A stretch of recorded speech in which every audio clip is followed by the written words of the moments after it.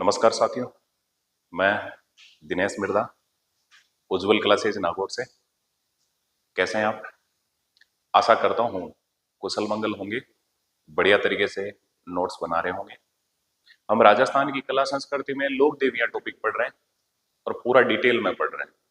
ऐसा नहीं है कि मीन में कुछ नहीं रहेगा, इसके बाद में कंटेंट शानदार होगा। बढ़िया तरीके से खुलापन रखते हुए आप नोट्स बनाते चलें। आप सारा जब कला संस्कृति हो जाए, एक दूसरे से चीजों को जोड़ के, उसके बाद में आपको खूब आनंद आएगा, खूब आनंद आएगा। क्योंकि हर आगे के टॉपिकों के भी मैं चीजें यही ऐड कर रहा हूँ, पीछे के टॉपिकों को भी साथ में नोट में लिखा रहा हूँ। फिर बहुत मजा आएगा आपको, तो जुड़िएगा आप मेरे साथ। अभी हम पढ़ते हैं चित्तौड़गढ़ में। कल हमने कुछ देवियां पढ़ी थी, तो चित्तौड़गढ़ जिला बहुत बड़ा है। आज हम चित्तौड़गढ़ दुर्ग के अंदर जो देवियां हैं उनकी हम चर्चा करने वाले हैं। और उनमें सबसे पहले हम पढ़ने वाले हैं, एक देवी है, उनका नाम है तुलजा भवानी। तुलजा भवानी, तुलजा भवानी। ये जो तुलजा भवानी है, इनके मंदिर की बात करें, मंदिर, तो इनका मंदिर कौन से स्थान पर है? तो तुलजा भवानी का जो मंदिर है वो पड़ता है चित्तौड़गढ़ दुर्ग में। चित्तौड़गढ़ दुर्ग में। अब चित्तौड़गढ़ दुर्ग तो चित्तौड़ में है ही, और राजस्थान के जितने भी दुर्ग हैं उनमें ये सिरमौर दुर्ग है। दुर्गों में सिरमौर है चित्तौड़गढ़ दुर्ग। और ये जो तुलजा भवानी है, इस मंदिर के निर्माता का क्या नाम है? मंदिर का निर्माता कौन है? तो एक था बनवीर। बनवीर, ये कौन है, क्या है, इसकी मैं थोड़ी सी चर्चा कर दूं ताकि आपको समझ में आ जाए। तो ये जो बनवीर है ना, इसकी मैं कुछ चर्चा कर देता हूं। पहली चीज, ये कौन है तो आपको पता होना चाहिए, ये है दासी पुत्र। बनवीर कौन है? दासी पुत्र। सर ये दासी पुत्र है तो किसका बेटा था? तो अभी बात कर लेते हैं। इनके पिता, बनवीर के पिता कौन थे? तो आप भली भांति जानते हैं, राणा सांगा के बड़े भाई थे, उनका नाम था पृथ्वीराज सिसोदिया। पृथ्वीराज सिसोदिया। ये जो पृथ्वीराज सिसोदिया है ना, ये तेज गति के धावक थे, इसी कारण इन्हें कहते हैं उड़ना राजकुमार। ये जो पृथ्वीराज सिसोदिया हैं, इन्हें कहते हैं उड़ना राजकुमार। उड़ना राजकुमार। राजकुमार तेज गति के धावक थे। इनके जो अभियान थे, द्रुतगामी अभियान होते थे, लड़ाई में बहुत तेज थे, इसी कारण इन्हें इतिहासकारों ने कहा है उड़ना राजकुमार। ये जो बनवीर है, इनकी माता कौन थी? तो इन्हीं पृथ्वीराज सिसोदिया की एक दासी थी, और उसका नाम था पुत्तल दे। पुत्तल दे। पृथ्वीराज सिसोदिया रोज रोज कहते थे पुत्र दे, पुत्र दे, और इसी दासी ने एक पुत्र दे दिया जिसका नाम क्या था? बनवीर। ये जहां कहीं पे भी दासी पुत्र थे ना, इन्होंने गड़बड़ जरूर की है। क्योंकि पृथ्वीराज सिसोदिया राजा नहीं बन पाया था, और पृथ्वीराज सिसोदिया का निधन हो गया। उसके बाद में राणा सांगा है जो राजा बन जाते हैं। राणा सांगा किसके पश्चात राजा बनते हैं? तो महाराणा रायमल के पश्चात राजा बनते हैं। महाराणा रायमल के ही बेटे थे पृथ्वीराज सिसोदिया और राणा सांगा। तो पृथ्वीराज सिसोदिया के निधन के बाद में राणा सांगा शासक बन जाते हैं। लेकिन राणा सांगा के निधन के बाद में राणा सांगा के बड़े बेटे, जिनका नाम था रतन सिंह, वो शासक बनते हैं। ये रतन सिंह सेकंड होते हैं। लेकिन रतन सिंह के बाद में, रतन सिंह का निधन होने के बाद में राणा सांगा का एक बेटा है जिनका नाम है विक्रमादित्य, वो राजा बन जाते हैं। और इधर इस बनवीर को बड़ी पीड़ा सताती है कि ना तो मेरे पिताजी राजा बन सके और ना ही मैं राजा बन रहा हूं, भले ही दासी पुत्र हूं, लेकिन हूं तो पृथ्वीराज सिसोदिया का ही बेटा। इसीलिए बनवीर क्या करता है, एक दिन चित्तौड़गढ़ के अंदर विक्रमादित्य की हत्या कर देता है, और महाराणा उदय सिंह, जो राणा सांगा के सबसे छोटे पुत्र थे, विक्रमादित्य के छोटे भाई थे, उनकी हत्या करने का प्रयास करता है। लेकिन पन्ना धाय ने अपने पुत्र चंदन का बलिदान देके और महाराणा उदय सिंह को बचा लिया। तो वही बनवीर जो पृथ्वीराज सिसोदिया का दासी पुत्र है, उस दासी का नाम क्या है? पुत्तल देव। तो इस बनवीर की बात कर लेते हैं थोड़ी सी। बनवीर, तो पिता कौन है? पृथ्वीराज सिसोदिया। माता कौन है? पुत्तल देव। और बनवीर ने हत्या की। ये जो बनवीर है, इसने हत्या किसकी की? तो आप भली भांति जानते हैं, राणा सांगा के बेटे हैं, उनका नाम है विक्रमादित्य। तो विक्रमादित्य की बनवीर ने हत्या कर दी थी, और ये हत्या करना चाहता था। हत्या करना चाहता था। और किसकी हत्या करना चाहता था विक्रमादित्य के बाद में बनवीर? तो विक्रमादित्य के छोटे भाई हैं जिनका नाम है उदय सिंह। ये उदय सिंह की हत्या करना चाहता था, लेकिन उदय सिंह को बचाया किसने था? पन्ना धाई ने अपने पुत्र चंदन का बलिदान देकर। तो इसी बनवीर की मैं बात कर रहा हूं। ये जो बनवीर है ये किसका दासी पुत्र है? पृथ्वीराज सिसोदिया का दासी पुत्र है। आपके भली भांति समझ में आ गया होगा। सर ये पृथ्वीराज का पुत्र है बनवीर, क्या ये शासक बना था? बिल्कुल बना था। किसके निधन के बाद? विक्रमादित्य के निधन के बाद। सर ये शासक कब बना था? तो ये बना था 1536 में। और कब तक रहा था? 1540 तक, 1540 ईस्वी तक।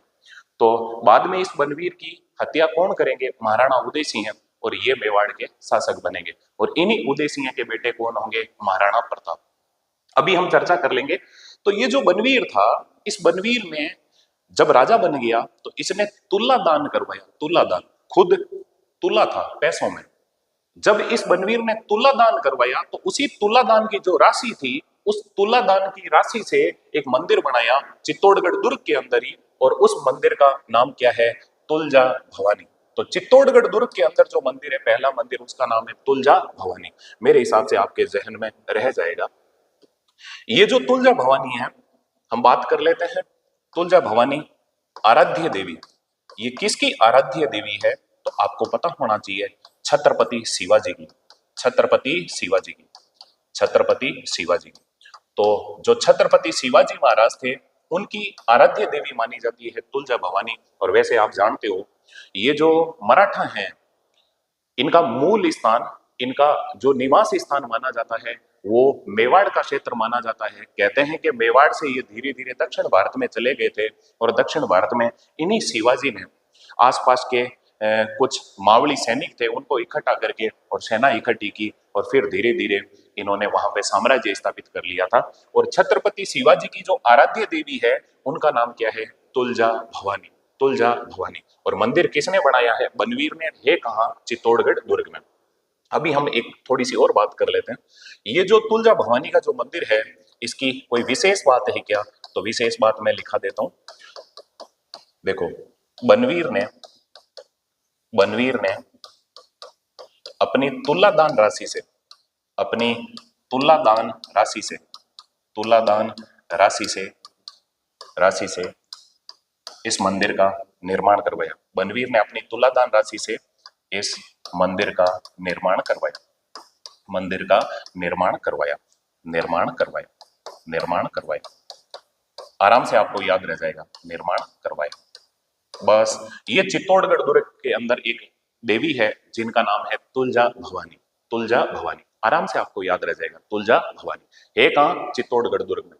बनाया किसने? दासी पुत्र बनवीर ने। और अपनी तुला दान से जो राशि प्राप्त हुई थी, उसी से ये मंदिर बनाया था। आराम से याद रह जाएगा। तो ये जो थोड़ी सी बनवीर की आपको जो मैंने मौखिक रूप से कहानी बताई, इसकी मैं एक तरफ कहीं चर्चा कर देता हूं, थोड़ा सा आपके दिमाग में कुछ बात घूम जाए तो। देखो, आप जानते हो, मैं मेवाड़ के इतिहास के राजाओं की कुछ चर्चा कर देता हूं। देखो, महाराणा लाखा, ये जो महाराणा लाखा है, इनका जो बेटा है महाराणा लाखा का, उनका नाम है मोकल। महाराणा मोकल। मोकल के जो बेटे हैं, उनका नाम है महाराणा कुंभा। और कुंभा के जो बेटे थे, दो बेटे थे। एक बेटा था उदा, ये भी शासक बनेगा।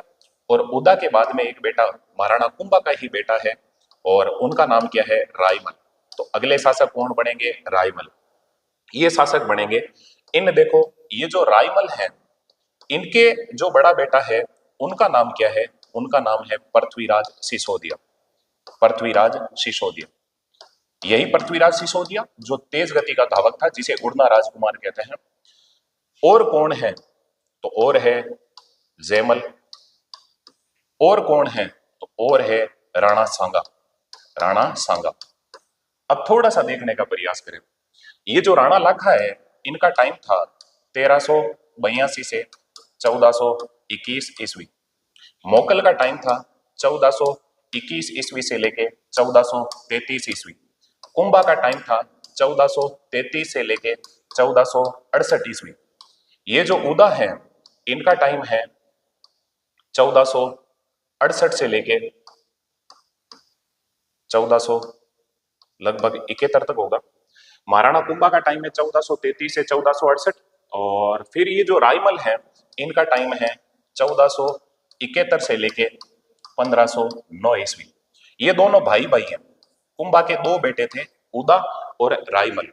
कुंभा की हत्या की थी उदा ने, और फिर उदा को यहाँ से मेवाड़ी सरदार भगा देंगे और मालवा में बिजली गिरने के कारण इसकी मृत्यु हो जाएगी। फिर राजा बनेगा रायमल, और रायमल के देखो बड़ा बेटा पृथ्वीराज सिसोदिया, इसका भी निधन हो गया। एक कौन है, जयमल, इसका भी निधन हो गया। लेकिन फिर नंबर किसका है राजा बनने में, राणा सांगा का। ये सांगा मैंने शॉर्ट में लिखा है। और राणा सांगा शासक बनते हैं 1509 में, और कब तक रहेंगे, 1528 तक। अब सुनिएगा, ये जो पृथ्वीराज सिसोदिया है ना, इस पृथ्वीराज सिसोदिया का दासी पुत्र है जिसका नाम है बनवीर। ये इच्छा रखता है कि इधर तो राणा सांगा चल बसे हैं और अब मैं राजा बन जाऊं। लेकिन राणा सांगा का जो बेटे हैं, मैं उनकी बात करता हूं, जुड़ने का प्रयास करें। देखें, राणा सांगा के एक बेटे थे जिनका नाम था भोजराज। और आप भली भांति जानते हो, ये जो भोजराज हैं मीराबाई के पति थे, और इनका खानवा के युद्ध में निधन हो गया। एक है Ratan Singh second, Ratan Singh second, Ratan Singh second. आप जानते हो रतन सिंह फर्स्ट वही पद्मिनी के हस्बैंड जिन पर 1303 ईस्वी के अंदर अलाउद्दीन खिलजी ने आक्रमण किया था, वो रतन सिंह फर्स्ट है, और ये है रतन सिंह सेकंड। राणा सांगा के निधन के बाद, ये फर्स्ट ग्रेड में एग्जाम पूछा हुआ है, राणा सांगा के निधन के बाद जो शासक बने उनका नाम क्या है, रतन सिंह सेकंड। ये रतन सिंह सेकंड शासक बनते हैं 1528 में, और कब तक रहेंगे, 1531 तक। ये बूंदी के अंदर अहेरिया उत्सव में भाग लेने जाते हैं, और वहां अहेरिया उत्सव में भाग लेते समय इनका निधन हो जाता है, रतन सिंह सेकंड। रतन सिंह सेकंड के मरने के बाद में आप जानते हो राणा सांगा की एक पत्नी थी जिनका नाम था कर्मावती। और ये जो कर्मावती थी ना, इनके दो बेटे थे, एक का नाम था विक्रमादित्य, विक्रमादित्य। अब देखो, रतन सिंह के निधन के बाद में जो राजा बनेगा वो कौन बनेगा, विक्रमादित्य। और विक्रमादित्य राजा बनेगा 1531 में, और कब तक रहेगा, 1536 तक। लेकिन इसी विक्रमादित्य की फिर देखो, राणा सांगा के निधन के बाद में राजा कौन बन रहा है, रतन सिंह सेकंड। फिर राजा कौन बन रहा है, विक्रमादित्य। लेकिन विक्रमादित्य थोड़ा उदंडी टाइप का था, और मेवाड़ के सरदार भी इसको कम पसंद करते थे। तो इस बनवीर ने सोचा, वैसे भी विक्रमादित्य को मेवाड़ के सरदार कम पसंद करते हैं, और ये राजा बनने की इच्छा तो रखता ही था। इसने सोचा इस विक्रमादित्य की हत्या कर दूं और मैं शासक बन जाऊं। लेकिन इसके दिमाग में आया, अगर विक्रमादित्य की हत्या करूंगा, लेकिन राणा सांगा का एक बेटा है जिसका नाम है उदय सिंह, अगर वो उदय सिंह बच जाएगा तो मुझे राजा कौन रहने देगा। इसीलिए बनवीर क्या करता है, एक दिन प्लान बनाता है, इस विक्रमादित्य की तो हत्या कर देता है, और खुद को शासक बनाने के लिए विक्रमादित्य की हत्या करके, और मारना किसको चाहता है, उदय सिंह को। लेकिन उदय सिंह को बचाया किसने, पन्ना भाई ने। और कैसे बचाया, अपने पुत्र चंदन का बलिदान देके। वो मैं इतिहास नहीं पढ़ा ना, इतिहास पढ़ाऊंगा उस टाइम खूब खूब डिटेल में कहानियां किससे सारी चर्चाएं करेंगे। अभी इतना ही देखें, ये जो बनवीर है ये राजा बनता है इस विक्रमादित्य की हत्या करके। कब राजा बनता है, 1536 में। कब तक रहेगा, 1540 तक। लेकिन बाद में आपको पता होगा 1540 में इस बनवीर की हत्या की जाएगी, और फिर राजा कौन बनेंगे, उदय सिंह। और वो जो उदय सिंह है उनका टाइम कब से कब तक होगा, तो उनका टाइम होगा 1540 से लेके 1572। और इन्हीं उदय सिंह के एक बेटे होंगे जिनका नाम होगा महाराणा प्रताप। महाराणा प्रताप 1572 से 1597 तक ये शासक रहेंगे। ये थोड़ा सा मैंने आधार बनाने का एक प्रयास किया, आगे कोई भी चीजें आप पढ़ो तो कम से कम आपको पता रहे कि भाई हाँ, मेवाड़ के अंदर ये शासक हुए थे। खैर जो भी हो, तो अभी हम देख रहे हैं ये पृथ्वीराज सिसोदिया का जो दासी पुत्र है बनवीर, इसी बनवीर ने अपनी तुलादान राशि से तुलजा भवानी का मंदिर बनाया। तो कहां पे बनाया, चित्तौड़गढ़ दुर्ग में। तो चित्तौड़गढ़ दुर्ग में अभी हमने एक मंदिर देखा है, और वो मंदिर कौन सा है, तुलजा भवानी का मंदिर। ये तुलजा भवानी आराध्य देवी किसकी है, छत्रपति शिवाजी की है, और बस तुलादान राशि से बना दिया।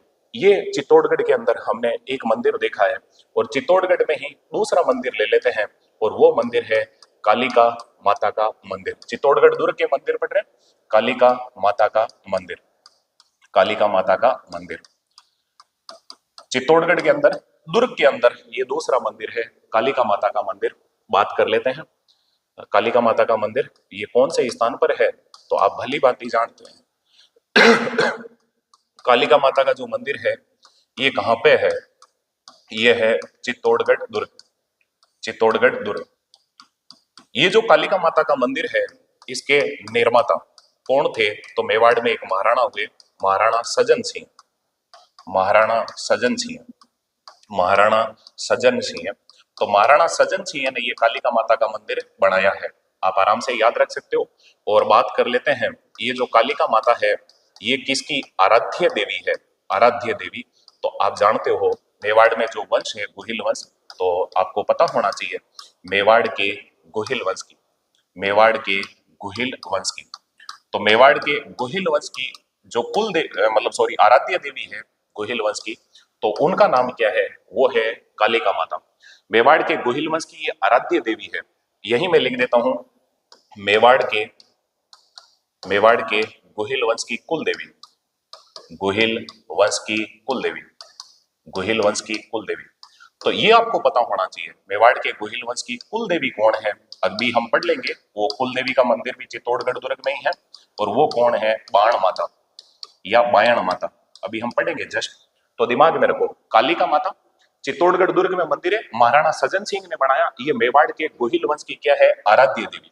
और मैं इसकी कोई कालिका माता की एक विशेष बात लिख देता हूं, विशेष क्या है? तो यह मूलतः सूर्य मंदिर था, यह मूलतः सूर्य मंदिर था, सूर्य मंदिर था जिसका निर्माण मूलतः सूर्य मंदिर था जिसका निर्माण मान मौर्य ने करवाया था, मान मौर्य ने करवाया था, मौर्य ने करवाया था। लेकिन सज्जन सिंह ने, लेकिन ये जो मेवाड़ के महाराणा सज्जन सिंह है, लेकिन सज्जन सिंह ने इसकी मरम्मत करवा के, ये मंदिर जीर्ण शीर्ण हो गया था, सज्जन सिंह ने इसकी मरम्मत करवा के, मरम्मत करवाकर कालिका माता की मूर्ति स्थापित की, कालिका माता की मूर्ति स्थापित की, माता की मूर्ति स्थापित की, कालिका माता की मूर्ति स्थापित की, मूर्ति स्थापित की। बस ये देखो आपके 2-3 जगह काम आ जाएगा यही सेम मंदिर। कैसे? आगे आप चित्तौड़गढ़ दुर्ग पढ़ोगे तो चित्तौड़गढ़ दुर्ग में कौन से मंदिर हैं? पहला मंदिर कौन सा हो जाएगा? तुलजा भवानी का मंदिर। दूसरा कौन सा हो जाएगा? कालिका माता का मंदिर। ये गुहिल वंश की आराध्य देवी है। मंदिर कौन बना रहा है कालिका माता का? कोई सज्जन आदमी बना रहा है, सज्जन सिंह ने मंदिर बनाया था। हकीकत में तो पहले ये सूर्य मंदिर था बहुत पुराना, लेकिन ये जब जीर्ण शीर्ण हो गया, टूट गया, तो सज्जन सिंह ने वापिस मंदिर को बना के और उसमें कालिका माता की मूर्ति स्थापित कर दी। आराम से आपके दिमाग में रह जाएगा। ये है चित्तौड़गढ़ के अंदर ही हमने एक देवी देखी है जिनका नाम है कालिका माता। चित्तौड़गढ़ में हम एक देवी और पढ़ लेते हैं दुर्ग में ही, उसका नाम है बिरबड़ी माता, बिरबड़ी माता, बरबड़ी भी कह सकते हो, बिरबड़ी माता, बिरबड़ी माता। ये जो बिरबड़ी माता है इनकी हम चर्चा करते हैं। तो बिरबड़ी माता का अन्य नाम क्या है, इसको और क्या कहते हैं? तो बिरबड़ी माता को कहते हैं अन्नपूर्णा माता, अन्नपूर्णा माता, अन्नपूर्णा माता। ये जो बिरबड़ी माता है इनका मंदिर, बिरबड़ी माता का मंदिर कहाँ है? तो आप आराम से बता सकते हो, बिरबड़ी माता का मंदिर है चित्तौड़गढ़ दुर्ग में, चित्तौड़गढ़ दुर्ग में। अभी हम चित्तौड़गढ़ दुर्ग में जो मंदिर बने हुए हैं उन्हीं की बात कर रहे हैं। और ये जो बिरबड़ी माता है इसके मंदिर का निर्माता, तो मैं यही इसी में पॉइंट बना देता हूँ, मंदिर, मंदिर। ये जो मंदिर है ये कहाँ है? तो आप बता सकते हो चित्तौड़गढ़ दुर्ग में। और ये जो मंदिर का निर्माता है, इस निर्माता का नाम क्या है? तो आप जानते हो उसका नाम है राणा हमीर, राणा हमीर। सर ये राणा हमीर कौन है? अभी हम बात कर लेते हैं, देखने का प्रयास करें। ये जो राणा हमीर है मैं इसकी बात करता हूं, छोटी सी एक मैं चर्चा कर लेता हूं, फिर मैं इधर बिरबड़ी माता की चर्चा करूंगा। जुड़िएगा, एक बार देखने का प्रयास करें। देखो यह है चित्तौड़गढ़ दुर्ग। इस चित्तौड़गढ़ दुर्ग की मैं बात कर रहा हूं। यहां 1303 ईस्वी में अलाउद्दीन खिलजी ने, एक मैं शॉर्ट में लिख रहा हूं, अलाउद्दीन खिलजी ने इस चित्तौड़गढ़ दुर्ग पर अधिकार कर लिया। 1303 में यहाँ के शासक कौन थे? रतन सिंह, उनकी पत्नी थी पद्मिनी, और रतन सिंह के सेनापति थे गोरा और बादल। गोरा और बादल और रतन सिंह के नेतृत्व में पुरुष क्या करते हैं, केसरिया और पद्मिनी के नेतृत्व में महिलाएं क्या करती है, जौहर। और 1303 में चित्तौड़ का पहला साका होता है और अलाउद्दीन खिलजी आक्रमण करता है। अब ये चित्तौड़गढ़ दुर्ग है, इसको अलाउद्दीन ने जीत लिया और अपने बेटे खिजर खां को अलाउद्दीन ने चित्तौड़गढ़ दुर्ग पर नियुक्त कर दिया, खिजर खां को। इसको यहाँ का प्रशासक बना दिया, अपने ही बेटे को। और इसी खिजर खां के नाम पे इस चित्तौड़ दुर्ग का नाम क्या रख दिया, खिजराबाद। ये हम चित्तौड़ दुर्ग की बात कर रहे हैं। ये दुर्ग कौन सा है, चित्तौड़ दुर्ग, चित्तौड़ दुर्ग। अब सुनो, थोड़े दिन तो यहाँ पे खिजर खां रहा, प्रशासक बना हुआ, लेकिन इसने कहा पापा मुझे तो दिल्ली की गलियां ही भारी है, तेरी गलियां मुझको भाए, मुझको भाए। पापा जी ए मेवाड़ का मच्छर घना खावे मने, मारू अटे नहीं रही थे। अलाउद्दीन का बेटा था, अलाउद्दीन ने कहा बेटा तू ऐसा कर, दिल्ली वापिस आ जा। तो ये चित्तौड़ किसको सौंपे, तो जालोर के अंदर आपको पता होगा सोनगरा चौहानों का शासन था। और जालोर में उस टाइम में जो शासक बना हुआ था कानड़देव सोनगरा। कानड़देव सोनगरा का एक भाई था मालदेव सोनगरा, जो कानड़देव से नाराज होकर अलाउद्दीन की शरण में चला गया था। अलाउद्दीन ने कहा उस मालदेव को, मालदेव सोनगरा ना बड़ी बड़ी मूछें रखता था, उसी को कहते हैं मूछाड़ा मालदेव। अलाउद्दीन ने कहा रे मुच्छड़ मालदेव, तुझे राजस्थान जाना है क्या, चित्तौड़ दुर्ग को संभालेगा क्या। उसने कहा जो हुक्म मेरे आका। और आका ने हुक्म दिया कि जा चित्तौड़ का तू प्रशासक बन जा। तो खिजर खां के बाद में यहाँ पे चित्तौड़ का जो प्रशासक बनता है उसका नाम क्या है, मालदेव सोनगरा। मालदेव सोनगरा कानड़देव सोनगरा का भाई था, जो कानड़देव से नाराज हो गया, बड़ी बड़ी मूछें रखता था एक गार्ड बाबू की तरह। इसी कारण इसे क्या कहते हैं, मोछाड़ा मालदेव, मोछाड़ा मालदेव। याद रखना भैया, इसे कहते हैं मोछाड़ा मालदेव। समझने का प्रयास करें, थोड़ा सा देखें, ये है मोछाड़ा मालदेव। हालांकि गंडक के पूंछ और मिनक के मूंछ ये जरूरी होती है, पहले वाले बडेरे कहते थे, अब तो निमूचे रहे तो भी कोई दिक्कत नहीं। सुनो, तो ये जो मालदेव सोनगरा है, मैं इसी की बात कर रहा हूं, मालदेव सोनगरा की। ये यहाँ पे ठाठ से रहता था चित्तौड़गढ़ दुर्ग में। लेकिन सुनो, मालदेव सोनगरा के मरने के बाद में यहाँ पे जय सिंह या जैसा सोनगरा, जैसा का ही और नाम मिलता है बनवीर सोनगरा, बनवीर सोनगरा, ये यहाँ पे राजा बन गया और इस चित्तौड़ का प्रशासक बना हुआ था। अब आप जानते हो मेवाड़ तो बहुत बड़ा एरिया था, और उसी मेवाड़ में जो गुहिल वंश था उसी की एक शाखा शिशोदा गांव में रहती थी, आपको पता होगा शिशोदा गांव में। और आप जानते हो इस शिशोदा गांव के अंदर जो गुहिल वंश है उसी के जो वंशज होंगे वो क्या कहलाएंगे, शिशोदिया। यहां शिशोदा गांव में आप भली भांति जानते हो कौन चला गया था, यहां पे गुहिल वंश की शिशोदिया ब्रांच लगाई किसने थी, उस बंदे का नाम क्या था, उसका नाम था राहब। राहब, ये जो राहब था इसी ने राणा शाखा की शुरुआत की थी। इसी राहब की पीढ़ी में, ये राणा शाखा का संस्थापक होगा, इसी राहब की पीढ़ी में एक होगा लक्ष्य सिंह, और लक्ष्य सिंह का बेटा होगा जिसका नाम होगा अरी सिंह, और अरी सिंह का बेटा होगा जिसका नाम होगा हमीर। जिस राणा हमीर की अभी हम बात करने वाले हैं वो हमीर। देखो भैया, मेवाड़ के अंदर ही रहते थे वो, लेकिन मेवाड़ में हकीकत में गुहिल वंश का राज था, गुहिल वंश के अंदर ही आता था चित्तौड़गढ़ दुर्ग। लेकिन चित्तौड़गढ़ दुर्ग पर कब्जा किसका है अभी, सोनगराओं का। ये बात अखरने लगी इस हमीर को। हमीर ने कहा हमारे बडेरों की जगह और यहाँ पे ये सोनगरा चौहान क्या कर रहे हैं। इस हमीर ने सेना इकट्ठी की, और सेना इकट्ठी करके और हमला किया किस पर, जैसा सोनगरा पर, बनवीर सोनगरा पर, और इसको पराजित करके और चित्तौड़गढ़ को पुनः प्राप्त कर लिया।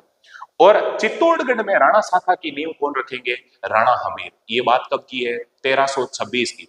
तो 1326 में वापिस चित्तौड़ को छीनेगा कौन, राणा हमीर। और इसके बाद में जो गुहिल वंश के सारे चित्तौड़ में राज करने वाले राजा होंगे वो क्या कहलाएंगे, राणा।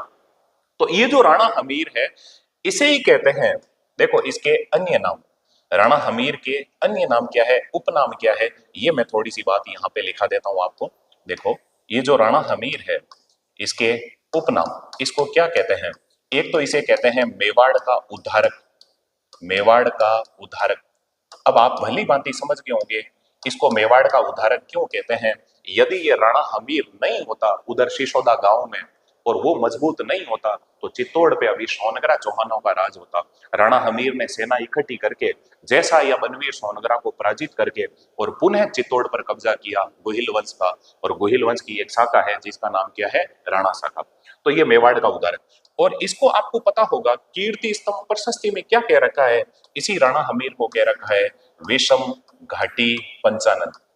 विषम घाटी पंचानन। सर इसका मतलब क्या होता है, इसका मतलब होता है विकट परिस्थितियों में भी सिंह के समान डटकर मुकाबला करने वाला। ये कौन है, राणा हमीर। राणा हमीर मेरे हिसाब से दिमाग में रह जाएगा। तो जैसे ही चित्तौड़ पर कब्जा कर लिया राणा हमीर ने, चित्तौड़ पर जो अधिकार किया वो किसके आशीर्वाद से, किसकी सहायता से किया, वो बिरबड़ी माता की कृपा से, बिरबड़ी माता की आशीर्वाद से ही चित्तौड़ पर अधिकार किया था राणा हमीर ने। इसीलिए राणा हमीर ने चित्तौड़गढ़ दुर्ग के अंदर जैसे ही चित्तौड़गढ़ को जीता, जीते ही 1326 में कौन सा मंदिर बनाया, बिरबड़ी माता का मंदिर। तो बिरबड़ी माता को ही और क्या कहते हैं, अन्नपूर्णा माता। और बिरबड़ी माता का मंदिर कहाँ है, चित्तौड़गढ़ दुर्ग में। और इसका निर्माता कौन है, राणा हमीर। मेरे हिसाब से दिमाग में रह जाएगा, इससे ज्यादा यहाँ से कोई सवाल नहीं पूछेंगे। ये जो राणा हमीर है इसका उपनाम क्या है, इसे क्या कहते हैं, मेवाड़ का उद्धारक, और इसे क्या कहते हैं, विषम घाटी पंचानन। राणा हमीर ने चित्तौड़ किससे छीना था, जैसा या बनवीर सोनगरा से, आपके जहन में रह जाएगा। तो चित्तौड़गढ़ दुर्ग के अंदर अभी हमने जो देवियां पढ़ी है वो कौन सी पढ़ी है, तो आप भली भांति जानते हो। एक तो है तुलजा भवानी जो छत्रपति शिवाजी की है आराध्य देवी। एक हमने देखा है कालिका माता, और एक देवी है जिनका नाम क्या है, बिरबड़ी माता। बिरबड़ी माता को कहते हैं अन्नपूर्णा माता। मेरे हिसाब से ये दिमाग में रह जाएगा। अब मैं बात कर लेता हूं इसी चित्तौड़गढ़ दुर्ग के अंदर एक माता है, और वो माता कौन सी है, तो उनका नाम है बाण माता। बाण माता, बाण माता, वही बाण माता इस चित्तौड़गढ़ दुर्ग में ही है बाण माता। अभी हम चर्चा करते हैं चित्तौड़गढ़ दुर्ग की चौथी देवी बाण माता की चर्चा करते हैं। एक तो देखें ये जो बाण माता है इनके अन्य नाम क्या है, बाण माता को और क्या कहते हैं, तो इन्हें कहते हैं बायण माता। बायण माता, बाण माता को ही और कहते हैं बायण माता। ये जो बाण माता है इनका मंदिर, बाण माता का मंदिर, तो ये कौन से स्थान पर है, तो आपको पता होना चाहिए बाण माता का जो मंदिर है ये कहां पे पड़ता है, ये पड़ता है चित्तौड़गढ़ दुर्ग में। चित्तौड़ दुर्ग में, चित्तौड़गढ़ दुर्ग में। और ये जो मंदिर है बाण माता का, इसके निर्माता किसको माना जाता है, तो इसका निर्माता माना जाता है महाराणा लाखा को। महाराणा लाखा को, वही लाखा जिन्होंने शासन किया था 1382 में। लाखा तेरे बायां आसी, तेरे बायां आसी, बुढ़ापे में तेरे बायां आसी, क्योंकि तू एकदम 21 है। 1382 से लेके 1421 तक महाराणा लाखा शासक रहे थे। ये जो बाण माता है इस मंदिर की मैं और बात कर लेता हूं। ये जो बाण माता का मंदिर था इसको नष्ट करवाया या नष्ट किया, तो आप जानते हो इस बाण माता के मंदिर को नष्ट किसने किया, तो एक मालवा का शासक था। मालवा के शासक, मालवा के शासक। और उस मालवा के शासक का नाम क्या है, तो उसका नाम है महमूद खिलजी। महमूद खिलजी। तो मालवा के शासक महमूद खिलजी ने इसको एक बार जब हमला किया था तो उस टाइम में इसको थोड़ा सा नुकसान पहुंचाया था, नष्ट किया था, लेकिन बाद में महाराणा कुंभा ने इनकी मरम्मत करवा दी थी। तो ये जो बाण माता है उसके बाद में बार बार इसकी मरम्मत होती गई, लेकिन बाण माता का मंदिर, मुख्य मंदिर कहाँ पे बना हुआ है, चित्तौड़गढ़ दुर्ग में। ये जो बाण माता है इन्हीं की हम बात कर लेते हैं। ये बाण माता कुल देवी, किसकी कुल देवी है, तो आप भली भांति जानते हैं ये गुहिल वंश की कुल देवी है। गुहिल वंश की कुल देवी है, गुहिल वंश की। आपको याद रह जाएगा ना, तो मेवाड़ में जो वंश था उसका नाम क्या था, गुहिल वंश। इसी गुहिल वंश की बहुत सारी शाखाएं थी, लेकिन मुख्य रूप से जो शाखाएं थी एक तो थी रावल शाखा, एक थी रावण राणा शाखा। चित्तौड़ में राणा शाखा का जो जन्मदाता था वो कौन था, राणा हमीर। खैर जो भी है, ये बाण माता गुहिल वंश की कुल देवी है। और इसी बाण माता के हम बात कर लेते हैं अन्य मंदिर। इस बाण माता के अन्य मंदिर कहाँ कहाँ हैं, तो वो एक तो है नागदा में, और नागदा जगह आप भली भांति जानते हो कहाँ है, उदयपुर में, नागदा उदयपुर। और एक मंदिर है वो है केलवड़ा, और ये केलवड़ा जो जगह है कुंभलगढ़ के पास ही पड़ती है, तो मैं क्वेश्चन में लिख देता हूँ कुंभलगढ़। कुंभलगढ़ के पास में ही जगह है केलवड़ा। तो जगह जगह है बाण माता के मंदिर, लेकिन मुख्य मंदिर है चित्तौड़गढ़ दुर्ग में। तो आप जानते हो ये नागदा क्यों प्रसिद्ध है, यहाँ पे है सहस्त्र बहु मंदिर। भगवान विष्णु का सहस्त्रबाहु मंदिर, जिसे अपभ्रंश करके हम कहते हैं सासबहु का मंदिर। और आप भली भांति जानते हैं सासू और बेननी का जो रिश्ता होता है वो कैसा होता है, नाग नागिन का रिश्ता। एक तो कह रही है मैं इसको नागदा, दूसरी कह रही है मैं इसको नागदा। ये नागदा नागदा मैं इसलिए कह रहा हूं, आपको पता होगा नागदा के अंदर ये सास बहू का मंदिर, और ये वही नागदा है जो मेवाड़ के गुहिल वंश की पहली राजधानी होगी। और इसको राजधानी कौन बनाएगा, काल भोज या बप्पा रवल। तो गुहिल वंश की दूसरी राजधानी कौन सी होगी, आहड़ उदयपुर। और आहड़ को राजधानी कौन बनाएगा, अल्लटी आलूराव। और उसकी तीसरी राजधानी कौन सी होगी, चित्तौड़। और चित्तौड़ को राजधानी कौन बनाएगा, उसका नाम होगा जेतर सिंह। जब हम मेवाड़ का इतिहास पढ़ेंगे उस टाइम चर्चा करेंगे। तो ये चित्तौड़गढ़ दुर्ग के अंदर हमने 4 देवियां पढ़ ली। अब चित्तौड़गढ़ से आगे चलते हैं। देखो अपन जिले वाइज पढ़ रहे हैं ना, और जिले वाइज जैसे पढ़ रहे हैं तो हम चित्तौड़ तक पहुंच गए हैं। और चित्तौड़ के आगे अब हाड़ौती क्षेत्र आने वाला है। और हाड़ौती क्षेत्र में आप जानते हो कौन से जिले हैं, कोटा है, बूंदी है, इसके अलावा झालावाड़ है, बारां है। तो इन जिलों की जो देवियां हैं उनको हम पढ़ने का प्रयास करते हैं। लेकिन चित्तौड़ को 2 टुकड़ों में तोड़ने वाला जिला कौन सा है, भीलवाड़ा। और भीलवाड़ा का नया बच्चा कौन बना है, शाहपुरा। तो पहले हम भीलवाड़ा और शाहपुरा की देवियां देख लेते हैं, अब जुड़े। तो इसके बाद में जो देवियां हैं उनमें एक देवी है जिसका नाम है जोगणिया माता। जोगणिया माता, जोगणिया माता। बात करते हैं इस जोगणिया माता की। जोगणिया माता, ये जो जोगणिया माता है, इस जोगणिया माता के मंदिर की बात करते हैं। तो जोगणिया माता का मंदिर कहाँ है, तो इसका मंदिर है भीलवाड़ा। हालांकि आपको पता होना चाहिए इसका जो मंदिर मेन तो भीलवाड़ा में है, लेकिन मैं यहाँ पे लिख देता हूँ भीलवाड़ा व चित्तौड़। ची मतलब चित्तौड़, भी मतलब भीलवाड़ा। भीलवाड़ा व चित्तौड़ की सीमा पर भीलवाड़ा और चित्तौड़ की जो बाउंड्री है, वही बाउंड्री पर मंदिर है जोगणिया माता का। ये जो भीलवाड़ा है, आप जानते हो इसे क्या कहते हैं, इसे कहते हैं वस्त्र नगरी, टेक्सटाइल सिटी। इसे कहते हैं बांधों की नगरी, तालाबों की नगरी। आप भली बात ही जानते हो। ये जो जोगणिया माता है, आपको पता होना चाहिए ये जोगणिया माता कुल देवी किसकी है, तो आप जानते हो ये कुल देवी कहलाती है डाकुओं की। डाकुओं की याद रखना भैया, डाकुओं की जो कुल देवी है डाकुओं की, वो कौन है, जोगणिया माता। जोगणिया माता। और यहाँ की कुछ विशेषता लिखाऊं तो आप देखने का प्रयास करें। विशेषता तो एक तो आपको पता होना चाहिए माता जी का वास्तविक स्वरूप है। माता जी का वास्तविक स्वरूप, माता जी का वास्तविक स्वरूप, वास्तविक स्वरूप, माता जी का वास्तविक स्वरूप अन्नपूर्णा माता है। वास्तविक स्वरूप अन्नपूर्णा माता है। अन्नपूर्णा माता है, माता है। यानी कि यहाँ पे शुद्ध सात्विक रूप है देवी का, और मांस मदिरा का ऐसा सेवन नहीं होता। तो अन्नपूर्णा है ये देवी। और दूसरी विशेषता में हम बात कर लेते हैं, तो आपको पता होना चाहिए मनोकामना पूर्ण होने पर, मनोकामना पूर्ण होने पर, मनोकामना पूर्ण होने पर, मनोकामना पूर्ण होने पर, मनोकामना पूर्ण होने पर यहाँ जीवित मुर्गे भेंट किए जाते हैं। यहाँ जीवित मुर्गे भेंट किए जाते हैं। मुर्गे भेंट किए जाते हैं। ये मेवाड़ क्षेत्र में ऐसी परंपरा है, जीवित मुर्गे भेंट किए जाते हैं, किए जाते हैं, किए जाते हैं। और वैसे कल आपने पढ़ा था आवरी माता, आवरी माता के मंदिर में भी जीवित मुर्गे भेंट किए जाते हैं। तो उधर जो मेवाड़ वाला क्षेत्र है वहां पे मनोकामना पूर्ण होने पर ज्यादातर मंदिरों में ये जीवित मुर्गे भेंट किए जाते हैं। तो मेरे हिसाब से याद रह जाएगा। और ये जोगणिया माता है, ये जोगणिया माता कहाँ पे है, भीलवाड़ा में। तो चित्तौड़ को तोड़ने वाला जिला कौन सा है, भीलवाड़ा। चित्तौड़ को भौगोलिक रूप से 2 भागों में बांटने वाला जिला कौन सा है, भीलवाड़ा। और घोड़े की नाड़ की आकृति, घोड़े के जो खुर होते हैं पांव के, उसे नाड़ कहते हैं। तो घोड़े की नाड़ की आकृति का जो जिला है वो कौन सा है, चित्तौड़। चित्तौड़, चित्तौड़ को 2 भागों में किसने तोड़ा है, भीलवाड़ा ने। अब भीलवाड़ा से ही एक नया जिला बना है और उसका नाम है शाहपुरा। तो यहाँ शाहपुरा में जो एक माता है, शाहपुरा में, उसका नाम क्या है, तो यहाँ पे माता है, उसका नाम है धनोप माता। धनोप माता। इस धनोप माता की बात कर लेते हैं, शाहपुरा के अंदर ही है।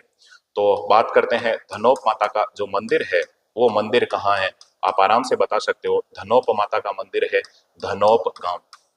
ये धनोप गांव कहाँ पड़ता है, ये पड़ता है शाहपुरा में। वही शाहपुरा, वही शाहपुरा जहां आपने जब लोक देवता पढ़े थे उस टाइम पढ़ा था। वही शाहपुरा जहां फड़ चित्रण का कार्य होता है, वही शाहपुरा जहां रामसनेही संप्रदाय की प्रमुख पीठ है, और रामचरण दास जी ने यहाँ पे रामसनेही संप्रदाय की प्रमुख पीठ स्थापित की थी। रामसनेही संप्रदाय की पूरे राजस्थान में 4 पीठ हैं, आप जानते हो। शाहपुरा, वहां पे स्थापना की थी रामचरण दास जी ने। रेण, वहां पे स्थापना की थी दरियाव जी ने। सिंहतल बीकानेर, वहां पे स्थापना की थी हरिराम दास जी ने। और खेड़ापा जोधपुर, वहां पे स्थापना की थी रामदास जी ने। आगे हम संत संप्रदाय पढ़ेंगे, उस टाइम पढ़ेंगे रामसनेही संप्रदाय, वहां पे चर्चा करेंगे। ये जो धनोप माता है, इसकी बात करें, ये धनोप माता का मंदिर है, ये कौन सी नदी के किनारे है? तो आपको पता होना चाहिए, खारी व मानसी नदी। खारी व मानसी नदी। खारी और मानसी नदियों जहां नदी है, वहां पे ये धनोप माता का मंदिर बना हुआ है। अब बात कर लेते हैं, ये धनोप माता कुल देवी किसकी है? तो आपको पता होना चाहिए, राजा धुंध की कुल देवी है। राजा धुंध की कुल देवी, यहाँ का एक राजा था धुंध, और राजा धुंध की ये कुल देवी है।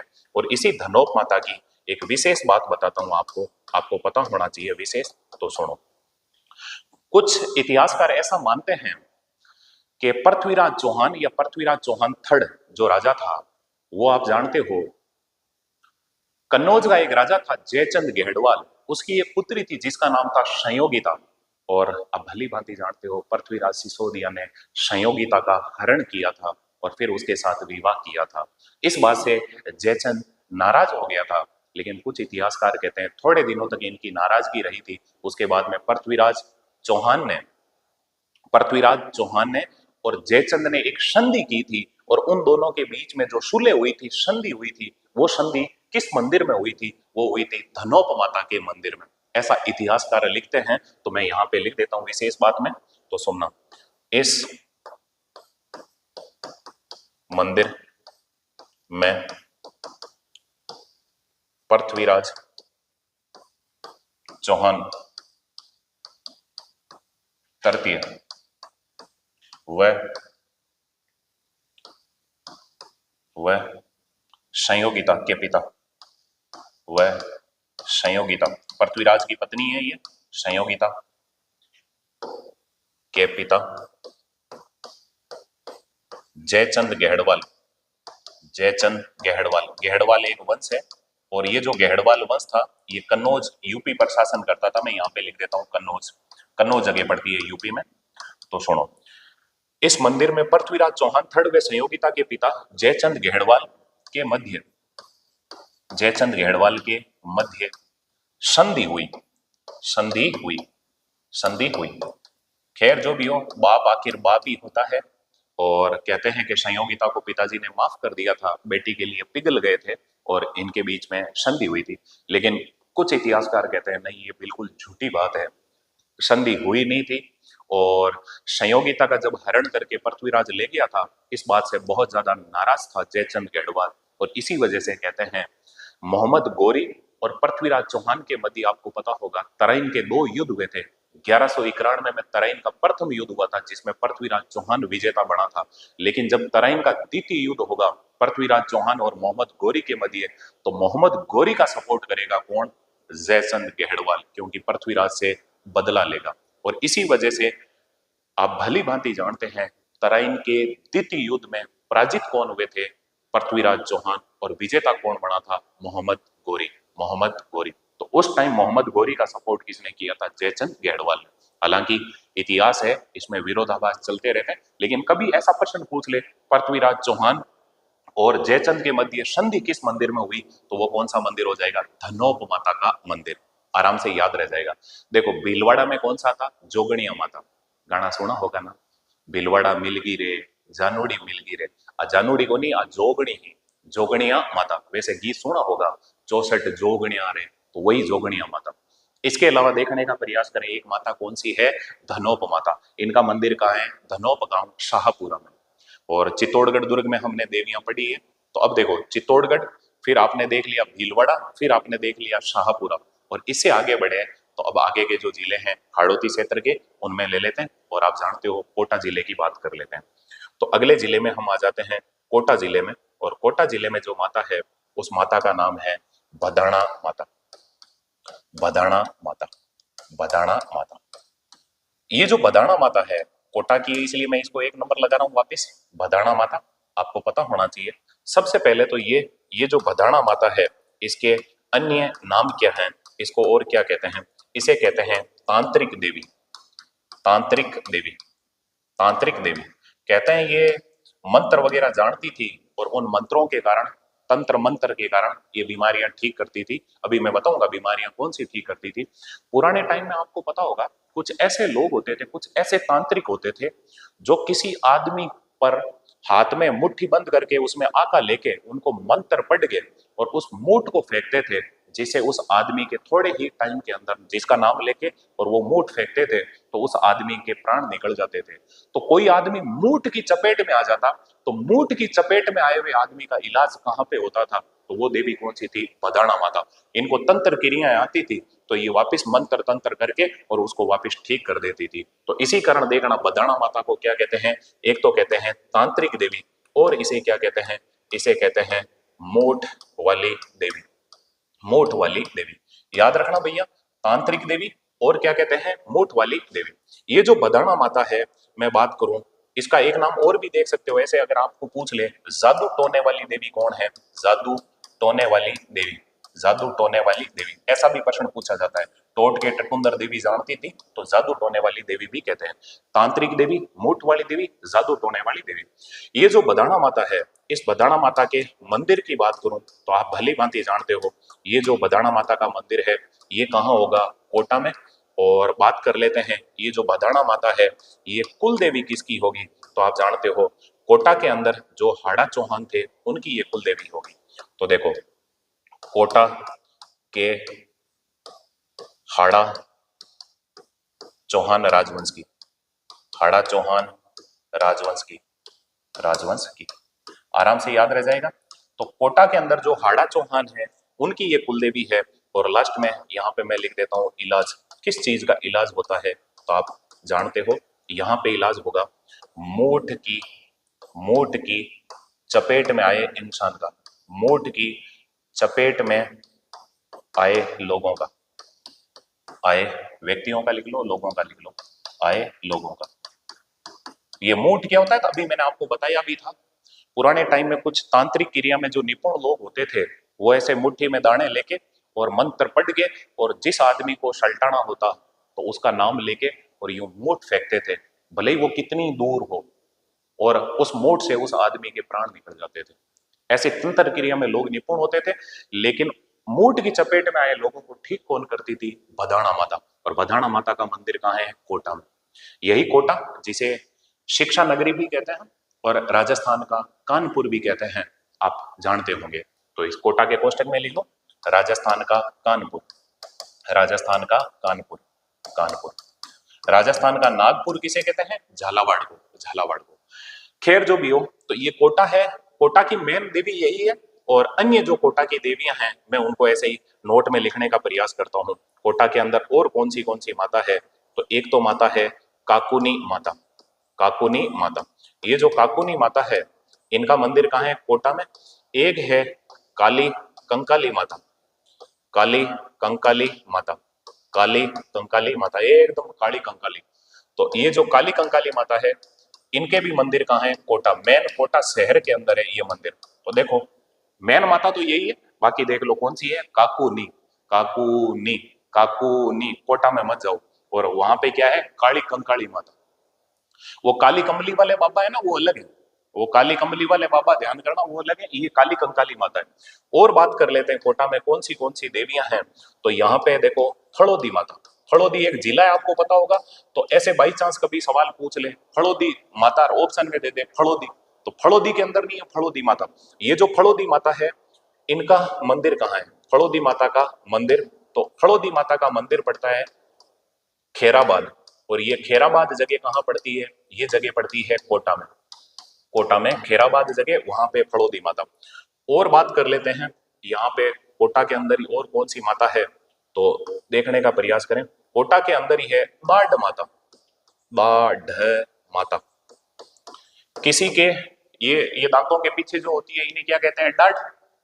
और सबसे पीछे वाली होती है अक्कल डाढ़। और जब आती है तो बहुत परेशानी करती है। तो ये दाढ़, किसी की दाढ़ दुखे तो दाढ़ को ठीक करने वाली माता है, वो कौन सी है? दाढ़ माता।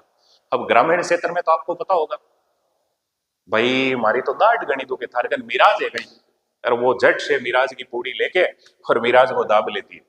और ऐसे करते करते धीरे धीरे वो दाढ़ तो ठीक होती है कि नहीं होती, फिर कई महिलाएं इसके चंगुल में आ जाती है और फिर डेली का 8-10 रुपए का वो खर्चा स्टार्ट हो जाता है मिराज दबाने वाला। तो भाई क्यों बीमारी को मोल ले रहे हो? हालांकि मैं कौन होता हूं भाई कहने वाला, लेकिन फिर भी कह रहा हूं कि तंबाकू स्वास्थ्य के लिए ठीक नहीं है। कोई जर्दा पानी गुटखा ऐसा कोई खाते हो तो त्याग कर दें। इंसान ये माटी का पुतला है, एक दिन माटी में मिल जाएगा, और इसको सिर्फ चाहिए रोटी। नशा होना चाहिए तो रोटी का होना चाहिए, बाकी किसी भी प्रकार का कोई नशा नहीं होना चाहिए। और विशेषकर नारी शक्ति से आपको तो यूं आश्चर्य हो रहा कि मिराज खाती है, मिराज क्या बंडल के बंडल रखती है, धुएं धुएं के धकरोल करती है, बीड़ियां खूब खींचती है ना? तो देखी होगी कई बार आपने, कोई देख जनरेटर चल रहा है इतनी मतलब यूं बीड़ियां पीती है। खैर जो भी हो, तो देखो ये दाढ़ माता है, और दाढ़ माता का जो मंदिर है ये कहाँ पे है? ये है लाडपुरा। लाडपुरा, और ये लाडपुरा जगह कहाँ है? कोटा में। लाडपुरा कोटा। और एक ऐसे ही कोटा के अंदर थोड़ा सा देखने का प्रयास करें, एक माता है जिसका नाम है दूधिया खेड़ी माता। दूधिया, दूधिया खेड़ी माता, दूध दिया नहीं, दूधिया खेड़ी माता। और ये जो दूधिया खेड़ी माता है, इनका मंदिर कहाँ पे है? इनका मंदिर है कनवास गांव, कनवास। और ये कनवास जगह कहाँ पड़ती है? ये पड़ती है कोटा। ऐसे ही आप लिख लेना, मुझे पता है इतनी सारी कोई एक साथ याद नहीं रहेगी, लेकिन लिख लेना एक दो बार, एक दो बार। कभी ऐसा पूछ लिया फड़ोदी माता का मंदिर कहाँ है? कोटा में। दूध या खेड़ी माता का मंदिर कहाँ है? गांव याद नहीं रहे, कम से कम इतना तो याद रख लो, कोटा में। दूध दिया कोटा में, याद रह जाएगा दूध या खेड़ी माता। दाढ़ दुख रही है, दाढ़ दुख रही है तो जाओ कोटा में, दाढ़ माता। फड़ोदी माता, काली कंकाली माता, काकुनी माता, ये कोटा के अंदर देवियां हैं। लेकिन याद रखने वाली जो सबसे इंपॉर्टेंट देवी है वो कौन सी है? भदाना माता। तो ये हो गया कोटा। और कोटा के बाद में अगला जिला है वो कौन सा है? बूंदी। तो बूंदी के अंदर जो माता है उनकी हम चर्चा कर लेते हैं, तो देखने का प्रयास करें। बूंदी में देखो पहली माता ले लेते हैं, और उस माता का नाम है बीजाषण माता। कौन सी माता है? बीजाषण माता। बस भली भांति जानते हो आप बीजाषण माता, इतना ही पता होना चाहिए। ये जो बीजाषण माता है इनका मंदिर कहाँ है? मंदिर तो आपको पता होगा, बीजाषण माता का मंदिर है इंद्रगढ़। और ये इंद्रगढ़ जगह कहाँ पड़ती है? ये पड़ती है बूंदी में। बूंदी में, तो बूंदी में जो इंद्रगढ़ जगह है वहां पे माता का मंदिर है। इसी कारण बीजाषण माता का अन्य नाम क्या हो जाएगा? इसे और क्या कहेंगे? तो बीजाषण माता को कहेंगे इंद्रगढ़ माता। इंद्रगढ़ माता या इंद्रगढ़ देवी। बस इंद्रगढ़ बूंदी के अंदर ही मंदिर होने के कारण बीजाषण माता को क्या कहते हैं? इंद्रगढ़ माता या इंद्रगढ़ देवी। तो ये बूंदी की एक माता हो गई जिसका नाम क्या है? बीजाषण माता।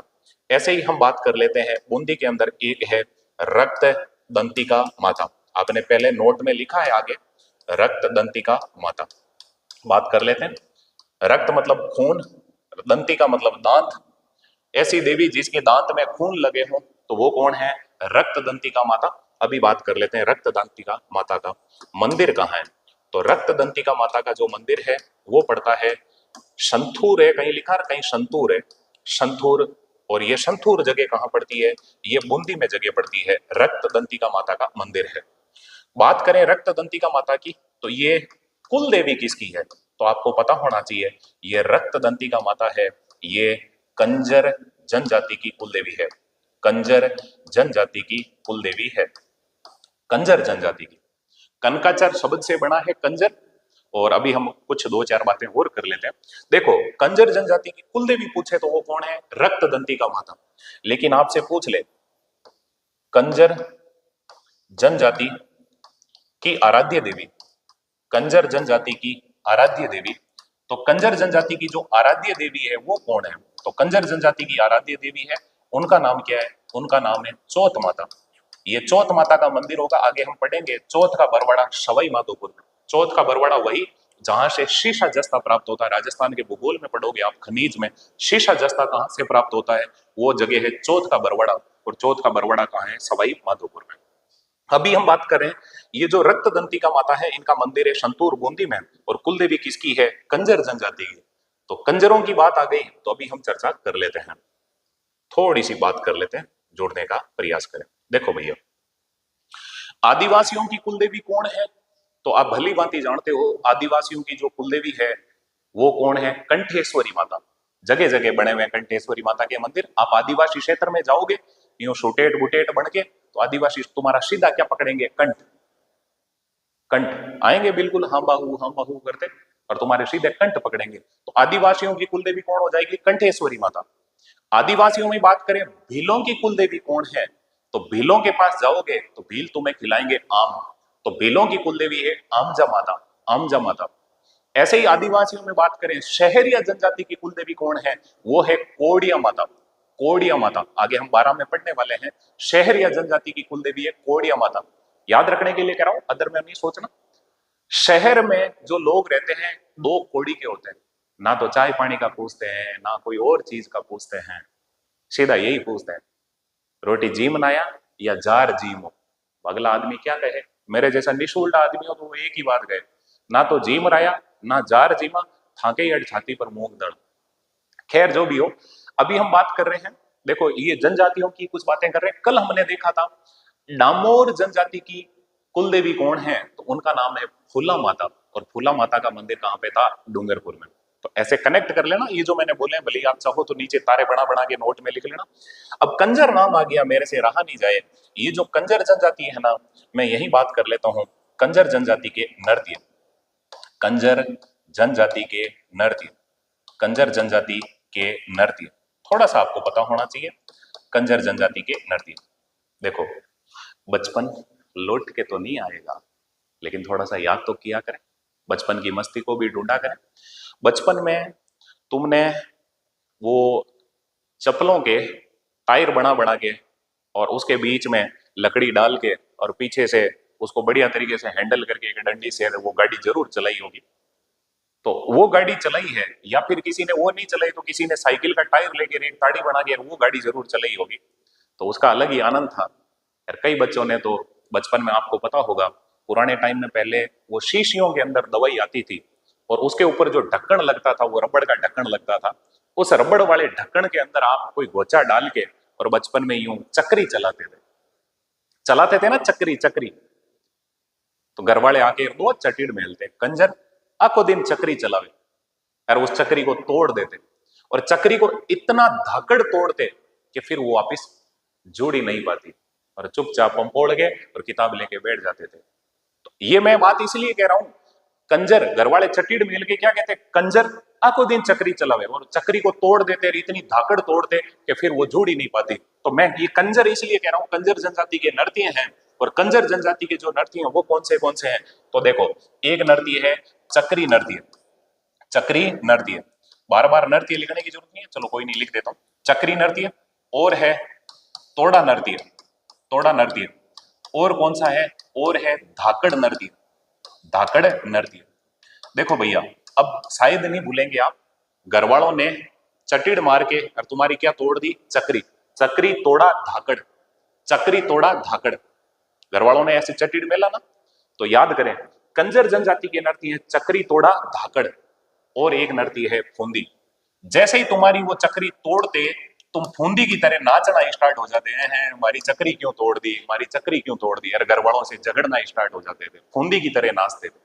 तो देखो, इससे बाहर कुछ नहीं पूछेंगे आपसे। आगे हम पढ़ेंगे लोक नृत्य, उस टाइम हम पढ़ेंगे जाति आधार पे नृत्य, तो वहां दिक्कत नहीं हो, इसीलिए मैंने पहले व्यू रचना बना दी है। कंजर नाम आ गया तो आपको पता होना चाहिए कंजर जनजाति के नृत्य कौन से, आप कभी नहीं भूलेंगे। चक्री तोड़ा धाकड़ फूंदी, चक्री तोड़ा धाकड़ फूंदी, चक्री तोड़ा धाकड़ फूंदी।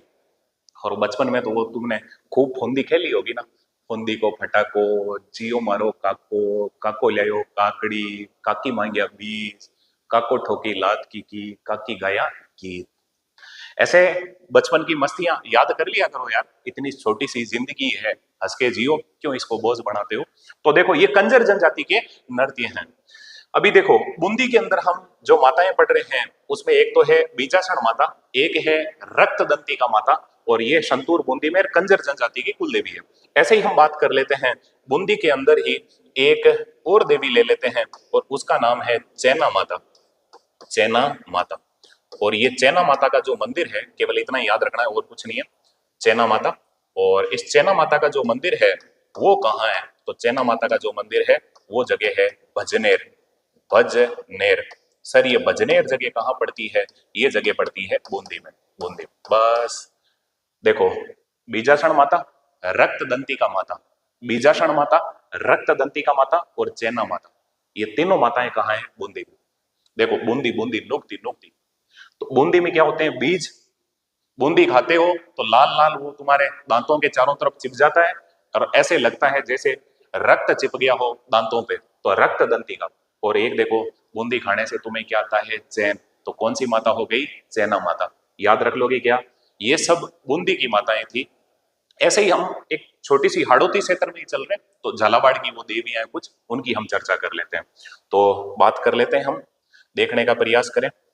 ऐसे ही झालावाड़ के अंदर आ जाते हैं। कोटा और बूंदी देख लिया, झालावाड़ के अंदर एक माता है और उस माता का नाम है दागेश्वरी माता। दागेश्वरी माता।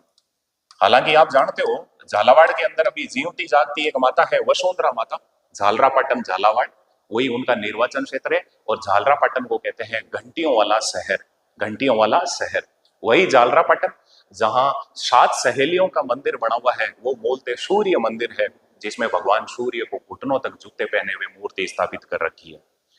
खैर, वही झालरापाटन जहां पे शीतलेश्वर महादेव मंदिर या चंद्रमौलेश्वर महादेव मंदिर है, और जो राजस्थान में तिथि या समय अंकित सबसे प्राचीन मंदिर है, ये हमने मंदिरों में पढ़े थे, आपको पता होगा। और वही झालरापाटन जहां एक वर्ष में सर्वाधिक पशु मेलों का आयोजन होता है। एक वर्ष में 2 पशु मेले आयोजित करवाने वाला स्थान कौन सा है? झालरापाटन। और वहां पे 2 पशु मेले कौन से आयोजित होते हैं 6-6 महीने के अंतराल से? तो एक तो है गोमती सागर पशु मेला, एक है चंद्रभागा पशु मेला। चंद्रभागा किसको लेके? गोमती को लेके।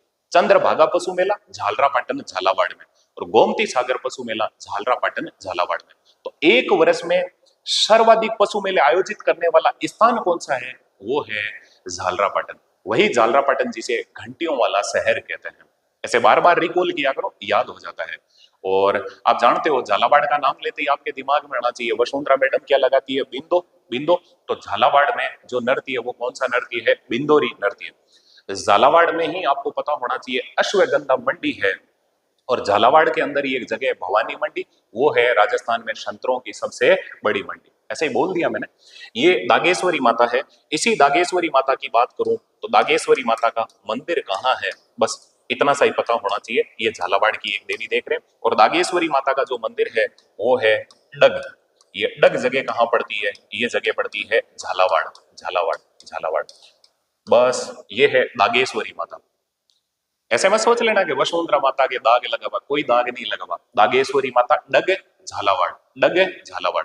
ऐसे ही हम बात कर लेते हैं झालावाड़ के अंदर एक माता और है, और उस माता का नाम क्या है? तो उसका नाम है मरमरा माता। मरमरा माता। मरमरा माता। ये जो मरमरा माता है ना, इसका अन्य नाम क्या है? तो इसको कहते हैं आद भवानी। मरमरा माता कोई और कहते हैं आद भवानी। आद भवानी। आद भवानी। आद भवानी कहते हैं इस मरमरा माता को। और ये जो मरमरा माता है, इस मरमरा माता का मंदिर कहाँ है? तो आपको पता होना चाहिए, मेन झालावाड़ शहर में। झालावाड़ शहर के अंदर आद भवानी का मंदिर है। और ये जो मरमरा माता है, ये कुल देवी किसकी है? तो आपको पता होना चाहिए, झालावाड़ के अंदर जो झाला राजपूत है उन्हीं की कुल देवी है। तो झाला, झाला चौहान राजवंश की। झाला चौहान राजवंश की। झाला चौहान राजवंश की। बस ये थोड़ा सा दिमाग में रखना है। तो अभी हमने जो देवियां देखी है, आप आराम से समझ रहे होंगे। हमने चित्तौड़गढ़ दुर्ग के अंदर जो देवियां थी वो पढ़ ली। चित्तौड़गढ़ दुर्ग के बाद में हमने भीलवाड़ा की देवी पढ़ी। फिर हमने शाहपुरा के अंदर जो देवी थी वो पढ़ी। और फिर हमने कोटा के अंदर जो देवी थी वो पढ़ी। और फिर हमने बूंदी के अंदर जो देवियां हैं उनकी चर्चा की। ओके दोस्तों, आपने मुझे इतना झेला, इसके लिए बहुत बहुत धन्यवाद, शुक्रिया। और मुखातिब होंगे कल। बढ़िया तरीके से नोट्स बनाते चलो, और एक दिन आपको कामयाबी जरूर मिलेगी, और ये नोट्स आपको सफलता जरूर दिलवाएंगे। Thank you.